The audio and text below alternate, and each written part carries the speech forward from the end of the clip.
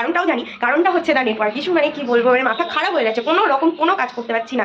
স্নান টান করে উঠলাম, মা তখন ফোন করেছে, বলছে এসে দুটোখানি টুক করে খেয়ে চলবে। আমার ছোট্টবেলার বন্ধু শুভর আজকে বিয়ে, আর ওটা আমি জাস্ট ভালোবেসে ডাকি, তাছাড়া আর কিছু না।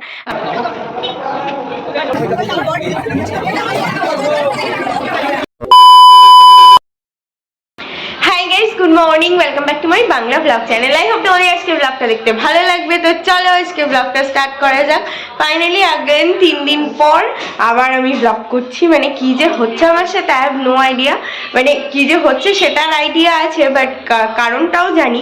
কারণটা হচ্ছে দা নেটওয়ার্ক ইস্যু। মানে কি বলবো, মানে মাথা খারাপ হয়ে যাচ্ছে, কোনো রকম কোনো কাজ করতে পারছি না, আর নিজের মধ্যেই সেই গিলটা কাজ করছে।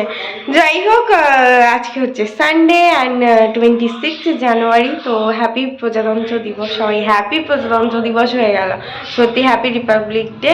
আর এনিওয়ে এখন হচ্ছে ব্রেকফাস্ট হবে।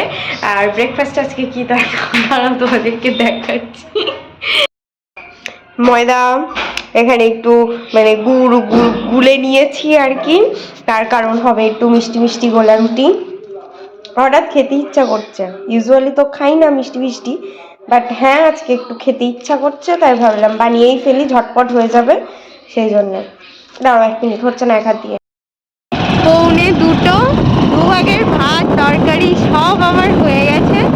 স্নান টান করে উঠলাম, মা তখন ফোন করেছে, বলছে এসে দুটোখানি টুক করে খেয়ে চলবে। তাই এই আবার যাচ্ছি। আর এইটাও আমাকে অনেক দিন আগে কিনে এনে দিয়েছিল, সে পড়াই হয়নি, পড়াই হয় না। মানে যেটা পড়ি সেটাই করে চলতে থাকে, পাল্টে পাল্টে আর কিছু পড়া হয়নি। তো আমি বললাম যে এখন একটুখানি হালকা হালকা একটু করতে ইচ্ছা করছে, একটু নরম সরম, তাই এটাই বার করে পড়ি, তাই এটা করলাম।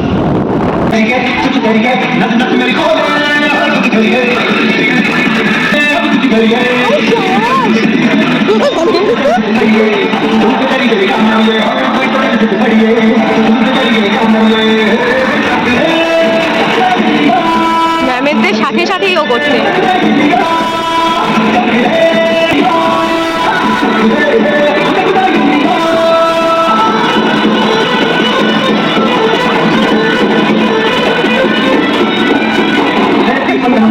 পরে দেখেছিস, পরে স্টেপটা চলে যাচ্ছে।